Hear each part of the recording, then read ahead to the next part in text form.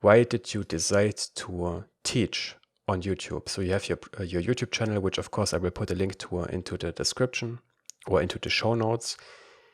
And you're very consistent with these videos. You have been doing this for a few years now, and you consistently keep putting out new content. What's the benefit for you of teaching this? Because I know that ad revenue is not is not the motivation of that. It's really low, especially for oddly, the ad revenue for Android is the lowest of all programming topics, I think.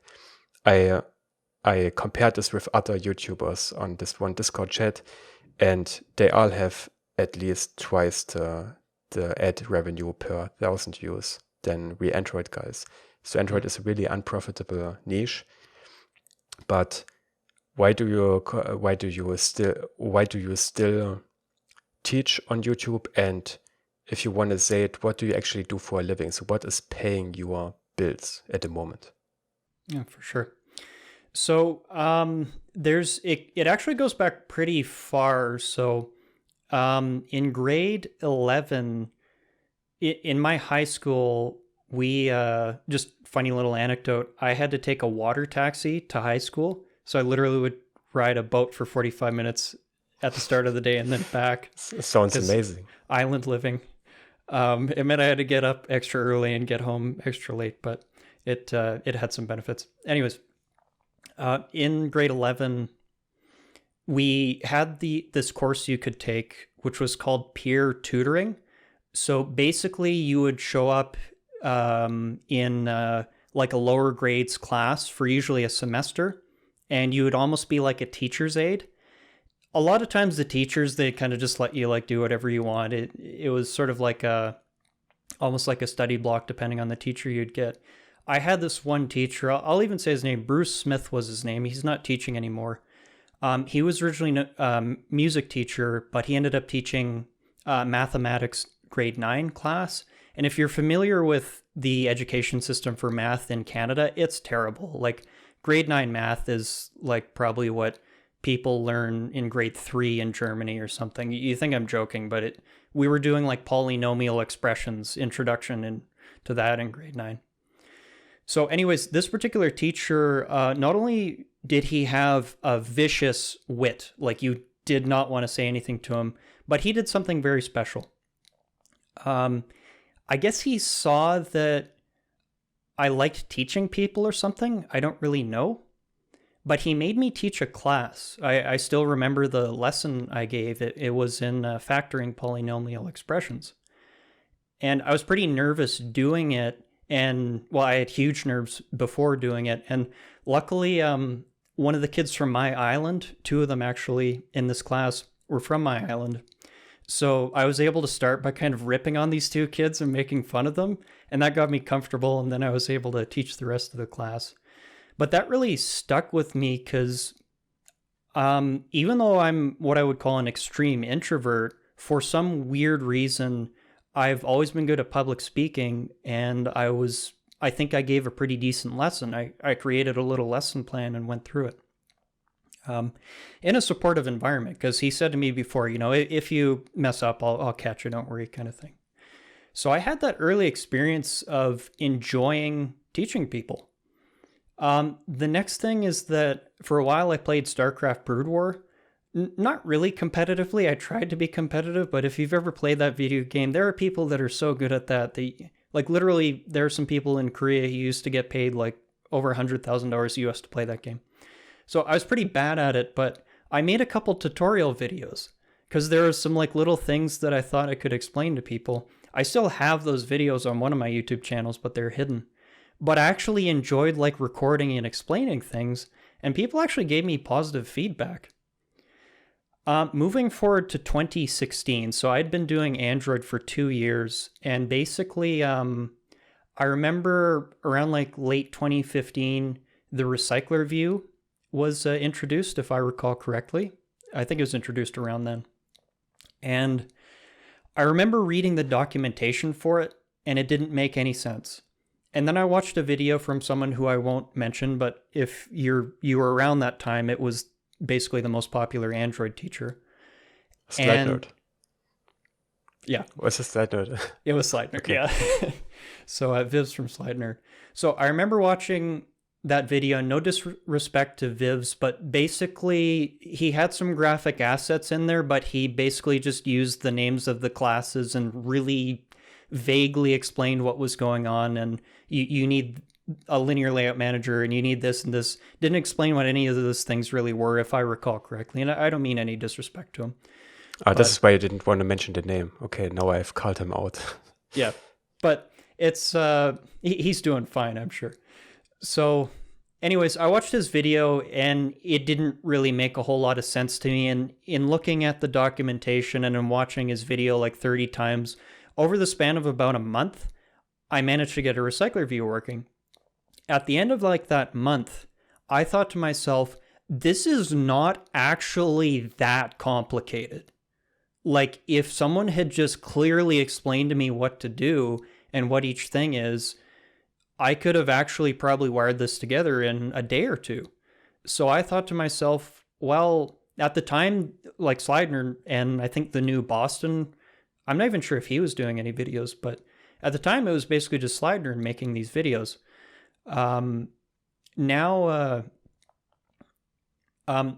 at the time I thought to myself, I think I could, put together a tutorial, which would be useful for people. And it might sort of help my own knowledge to cement it, because I already knew at the time, if you want to understand something clearly, then preparing a lesson and teaching it is a great way to do that.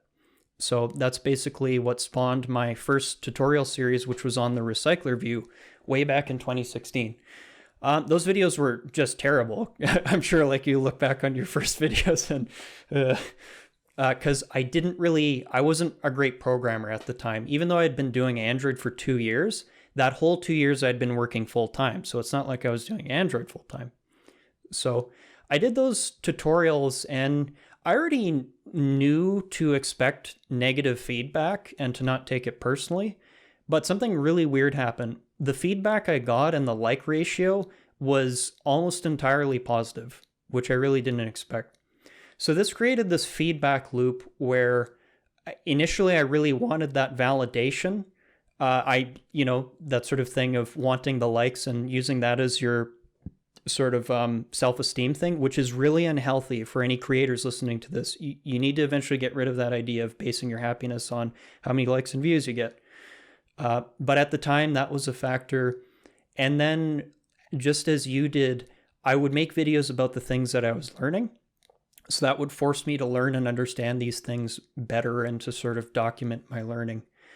Eventually I wanted to do the live content because I thought I don't have any mentors around me and I didn't really know how to learn from source code. So I thought to myself, if I do this stuff live, I'll know how good I am because people will tell me immediately. And maybe if some of the stuff is useful, then it might also be useful for other people. This had this sort of crazy effect where eventually a number of people started sort of watching them regularly. They told me to build a Slack channel, which I did. So we've got like over 300 members now. And it created this community of many people who are more talented than me in terms of programming. And by the end of it, here we are. I've met so many wonderful people who are, dear friends to me. I've learned from so many people at this stage. I've been able to just share ideas with people. So it's all sort of culminated in probably the best thing I've ever done is really making the YouTube channel. And it's just why I continue to do it, is all those things I just mentioned there. Like you mentioned, I don't do it for the money. YouTube revenue is not what it used to be. And I remember being really disappointed. Like you and I were probably on the tail or just when YouTube revenue started to really suck. Because I remember watching people in like 2014 who had like 20,000 subscribers and they were like making a reasonable living, and doesn't work that way now. Yeah, I have 185 or 86,000 now, and YouTube ad revenue makes me like 700 euros per month. That's not small, but it's nothing you can live off. Yeah, for sure. And okay, you don't do it for the ad revenue, but you also have courses, right, on Skillshare and Udemy, is that correct? And of course, we can put links to them into the show notes later. Yeah, so I'm going to say some bad things about Skillshare. They abruptly canceled closed my account a month or two ago and accused me of all this stuff. Like, they accused me of having my account similar to other hacked accounts. They accused me of lying about the reviews and views. They accused me of being associated with botnets, like 6 different things which were completely fabricated. And the irony is, I thought to myself, if I was actually doing all of these things, then the views and the revenue on my videos would have been a lot higher than they were. So unfortunately, I'm no longer on Skillshare. So I do have like 2 courses on Udemy. At the moment, all of my courses are available free on my channel. So if you want to learn more from me, then you can hop over to my YouTube channel. So I basically, at the moment, am sort of low-key job hunting. Basically did a little bit of contracting work, and my expenses were super low in my previous apartment. So I'm basically living off of the revenue I make from YouTube, the money I did make from my courses, and then savings at the moment. Luckily, I'm living pretty comfortably for now, but yeah. Yeah, it's similar for me. I also don't make a lot of money actually, and I have very low costs of living. But it has changed a little bit now because I made this one course with Swinton that's bringing in some money, and I actually now started doing some sponsorships for videos where I give a shout out to a company, but I only do that if I really like the product. And so ad revenue is not a lot, but I also want to say that you can make a lot of money if you have some kind of brand that you build, and if you have a reasonable following, reasonable numbers of followers or subscribers. So it's not like this is completely useless. You can make a lot of money from this. It's just not as easy as people imagine, I think. Yeah, that's a really important point, is that you want to almost think of it like if you're doing a YouTube channel or building a social media platform. And in fairness, Florian is way better than I am at doing that. But you want to almost think of those eyeballs that you're attracting, the views, the subscribers, as money. Because eventually, if you do a good job and you get a larger following, when you launch a product, and hopefully it's a good quality product, then you're going to have initial sales boosted, and then you can potentially get higher rankings depending on what you're doing. So business-wise, it is a very good idea. And that was actually some consideration for me in doing the YouTube channels as well. Yeah, for example, when I built this small app that I put on the Play Store, I immediately had a few hundred downloads on the first day, basically, just because I have a following. I'm not making any money from this. I just want to say that it's really useful to have a community. And teaching on YouTube or creating programming tutorials in general also helps with learning, because teaching is a great way to learn, because you really realize where you have knowledge gaps. This is something I've already said a few times, just want to repeat it here. Okay, so you are low-key job hunting at the moment, so you don't have a really great source for these contract jobs, because it's what I was asking for, your secret source to get great contract. Is it called contract jobs or contracting jobs? I guess it doesn't matter. It doesn't matter too much for me. Really, my source has just been through the people I've met, the people who sort of know me through the channel and the Slack stuff. That's sort of where I've got the contracts that I've been working on. I don't do a lot of contracting, though. It's definitely not my main expertise. Yeah, the few jobs I've done so far, I also got through my YouTube channel. So this is another benefit of building your brand. People will notice you and they will find you if they like your stuff. I also had people that wanted specifically me to build their app. And I said, I don't have time for it at the moment, but I can refer you to someone else. But they said, no, I'd rather wait and I'd rather have you build it. And this is really what you get from building a brand. But what are your future goals? Because if I read it correctly on your blog, you want to eventually be completely self-employed. Is this correct? And you want to have your own apps too? Yeah, it's my goals have changed a little bit over the years. So the truth is that my favorite 2 things to do really are learning and teaching. And it's very difficult to be a product owner at the same time. So I will be working on an application shortly. It's actually a remake of the first application I built, which I do intend to be a product that I release. But for the most part, long term, like we're talking 5 or 10 years into the future, I don't plan to focus primarily on product development. My longer term goals, so for one, is I would like to understand computing and programming and computer science at every level. So this includes, cryptocurrency. I've covered digital circuits. I've covered operating systems. At the moment, I'm working on language development. I feel very comfortable with high-level programming in several languages. I'm pretty decent with the JVM, stuff like that.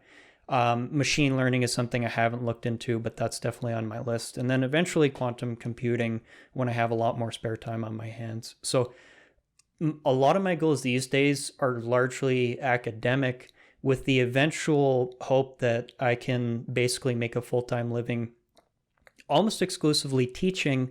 But with that being said, I don't want to be someone who just teaches. I also want to be spending, preferably half my time writing code, whether it's writing machine learning code or whatever. I don't really care. I don't have to spend the rest of my life writing GUI mobile applications. Not that they'll exist in 20 years' time the way they do. But I really just want to cover all these different topics and just continue to share knowledge on things that I feel comfortable sharing my knowledge. So things where I've implemented significant projects in. And if I could sort of wave a magic wand, that's what I would be doing, say, 5 years from now. Yeah, you said that you don't want to be one of those guys who just teaches and doesn't really build anything real, right? And I agree with that, because then it can easily happen that you lose track of what really matters in the industry if you just teach. So as you said, it's difficult to have both in a real app or a real software product, but also create tutorials at the same time. So one strategy to approach this is to basically teach what you learned from making this product. So this way you can combine it a little bit. For example, the small app I have on the Play Store is a source for me for learning new stuff. And then I can create tutorials about these topics. So this way you can combine it a little bit. But it's still difficult also because there is so much to manage besides programming when you have a real product. Even if you just have an app on the Play Store, you always have to keep track with these changes that they want from you to keep your app on the store. Changes in certain restrictions they suddenly set when the SDK number changes, or updates in how they handle taxes or writing a privacy policy. All the small stuff that doesn't really have to do with programming. You have to take care of this as well. So this makes it not so easy. I think also, and I'd love to hear your experience with this, I think a lot of people, they watch our YouTube videos, probably most of them watch your videos. They watch YouTube videos and they think, oh, it must have taken like a couple of days to make that video. And it's like, a lot of people, unless they've actually had the experience of trying to create high quality educational content, don't understand that, like, the last course I made, I built one application with 2 screens. It was a Sudoku application using Jetpack Compose, and it had some fancy graph data structure algorithms to basically dynamically generate the Sudoku puzzles. That tutorial, which is like, I think 3.5 hours long, took me 200 hours to make. Like about 2 months of 8-hour days constantly. And while I was doing that, I wasn't really able to write significant application code anywhere else. So I think a lot of people don't actually understand how difficult it is to be a content creator and to keep writing significant application code. And I think that's a great idea. What you said there is trying to combine those two as much as possible. Yeah, making tutorials is really difficult. The one course I made with Swinton, with Gabor, we also needed around 2 months, I think. And it was really painful process for me. Yeah. I spent many days where I had to stay awake till 4 a.m. in the morning because I needed to talk to Google employees on Twitter, direct messages, and they live in the US and in a different time zone. So I had to wait because I really needed answers to specific questions I had. And this was the only way for me to get to them and to really get them to respond to me.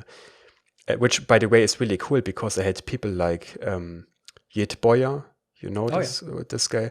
He actually responded to me in direct messages on Twitter, and he also answered my questions, which I think was great. So Yit Boyer is one of the Google employees that works on these Jetpack libraries.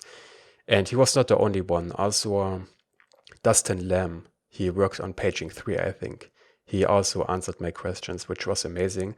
But it was also really, it was really hard work to create such a course if you want to do it properly.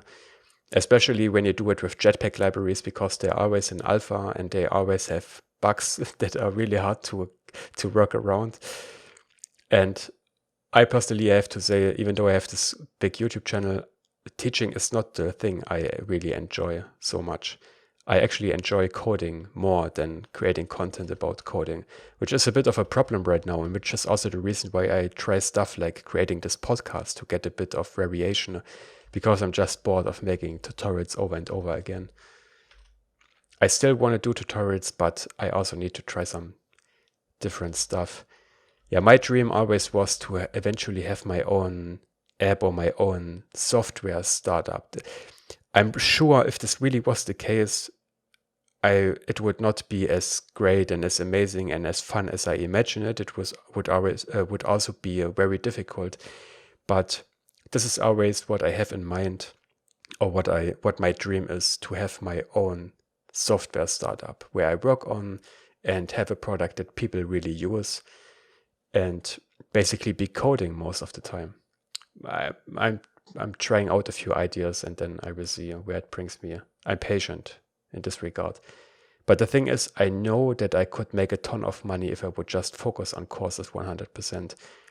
Because I already have everything in place to sell these courses. I have the following, I've built my reputation with these tutorials. I could make a ton of money with courses, but it's really a painful process, and I'm a bit burnt out from making tutorials, to be honest. So yeah, even though it makes me less money, I want to try out some other things at the moment. Well, can I riff on that for 1 second? Sure.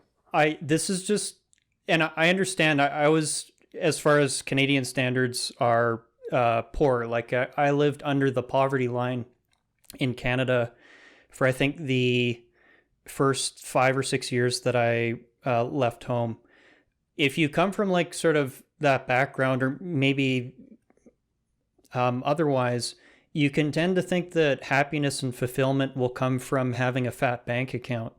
And I just want to emphasize to everyone listening, like, I live very comfortably these days. I used to live pretty rough, like using paper towel as a filter for my black coffee. I used to live pretty rough. Nowadays, I'm comfortable, but I'm definitely not rich. But I am so happy, so content. So I think for people listening, it's probably worth chasing the dollar a couple times just to understand how unhappy that can make you. But just understand that happiness really doesn't come from having a fat bank account. I'm not saying you shouldn't try and make a good living. Not what I'm saying at all. But I suggest for people, just as Florian is doing, one of the few things I've done correctly is I've always put my personal interests as goal number one. A couple times I've put money as number one, and I always left those experiences feeling very unhappy. So I think it's really important for people to understand just that follow what interests you, because you're going to be more motivated. And I think long term, it's going to make you a lot happier than doing things explicitly to get that money and make it rain. Yeah. I've stopped believing in putting money first a long time ago. It also doesn't really make sense to me. I mean, you use money to buy stuff, and it's great to buy stuff, but it's completely understandable that this doesn't equate necessarily to happiness.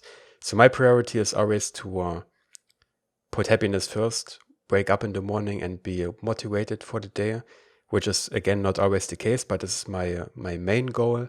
And money is really somewhere behind that, as far as it when it comes to goals, to life goals.